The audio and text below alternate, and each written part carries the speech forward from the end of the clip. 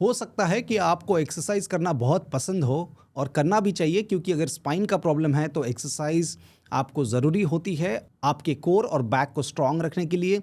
तो हाँ, हम एडवाइस करते हैं कि आपको एक्सरसाइजेस करना ज़रूरी है। पर अगर आपको स्लिप डिस्क है और एक्सरसाइजेस भी आप करना चाहते हो तो कुछ एक्सरसाइजेस ऐसी होती है जो करने की वजह से आपका स्लिप डिस्क का प्रॉब्लम या बैक पेन और भी बढ़ सकता है। तो आइए जानते हैं कौन सी ऐसी एक्सरसाइजेस है जो हमें स्लिप डिस्क में या डिस्क हर्निएशन में नहीं करनी चाहिए।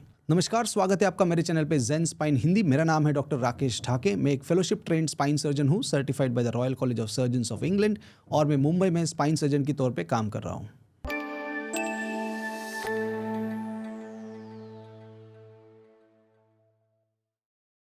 अब आइए सबसे पहले समझते हैं कि स्लिप डिस्क क्यों होती है। देखो, स्लिप डिस्क का बेसिक रीज़न होता है कि जो हमारी डिस्क या कुशन स्पाइन में होती है, वो डिस्क की जो कवरिंग होती है, आउटर लेयर जो होता है वो फर्म होता है और इनर लेयर होता है वो सॉफ्ट होता है। डिस्क के अंदर जेली होती है सेंटर में, और पेरिफेरी में मतलब बाहर के हिस्से में एक कैप्सूल होती है जो ये जेली को अंदर पकड़ के रखती है।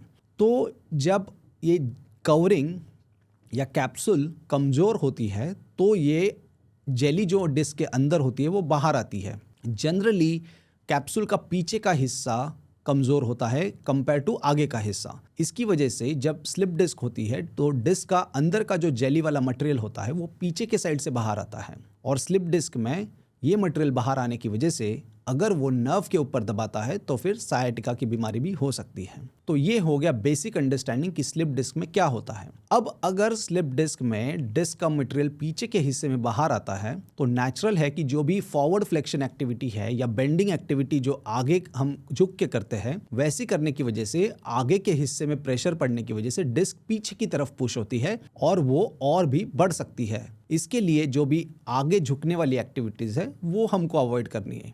तो कौन सी एक्सरसाइजेस है? सबसे पहले तो है टो टचेस। टो टचेस मतलब खड़े होके या बैठ के टो को टच करना। अब इसमें क्या हो सकता है कि जैसे मैंने कहा, आगे के हिस्से में स्पाइन की डिस्क में प्रेशर पड़ता है तो डिस्क पीछे की तरफ पुश होती है और ये सायाटिका की तकलीफ को भी बढ़ा सकती है। तो आपको ये एक्सरसाइज नहीं करनी है। दूसरी एक्सरसाइज हो गई सिटअप्स एंड क्रंचेस। अब सिटअप्स एंड क्रंचेस में भी आप देख रहे हो कि फॉरवर्ड फ्लेक्शन होता है, इसकी वजह से आगे के हिस्से में प्रेशर बढ़ता है, हिप के फ्लेक्सर्स एक्टिवेट होते हैं, स्पाइन की डिस्क पे स्ट्रेस बढ़ता है और ये स्लिप डिस्क की बीमारी को बढ़ावा दे सकती है। तीसरी एक्सरसाइज हो गई weight lifting in the form of squats या डेडलिफ्ट्स। अगर आप स्क्वाट्स या डेडलिफ्ट्स करते हो तो हो सकता है कि आपका form even for a fraction of second अगर गलत हो जाता है तो ये भारी स्ट्रेस डिस्क के ऊपर डाल सकता है और ये स्लिप डिस्क की बीमारी बहुत ज़्यादा मात्रा में बढ़ सकती है। रिसेंटली हमने ऐसा एक पेशेंट ऑपरेट किया है जिसको डेडलिफ्ट करने की वजह से एक बहुत बड़ा डिस्क का टुकड़ा बाहर आके नस को दबा रहा था, तो इन्हें सर्जरी की आवश्यकता लगी। तो डेडलिफ्ट्स या स्क्वाट्स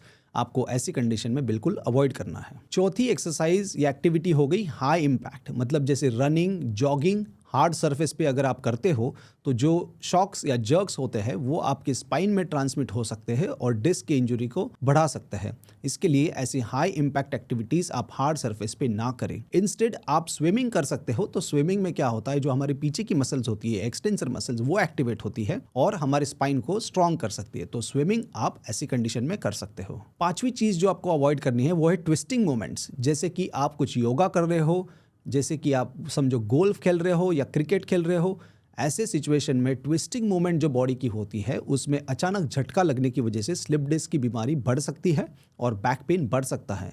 इसके लिए आपको ट्विस्टिंग मूवमेंट जो है उसको अवॉइड करना है, या बाजू से वजन उठाना, आगे से वजन उठाना, ये सब चीज़ें आपको अवॉइड करनी है। तो ये तो हो गए कुछ एक्सरसाइजेज जो आपको अवॉइड करने हैं स्लिप डिस्क की बीमारी में। और अगर आपने यहाँ तक वीडियो देखा है और आपको कुछ महत्वपूर्ण जानकारी मिली है तो प्लीज़ इस वीडियो को लाइक करें और चैनल को सब्सक्राइब करना ना भूलें, ताकि हम आप जैसे और भी पेशेंट्स तक पहुँच सके और स्पाइन संबंधित जानकारी फैला सके।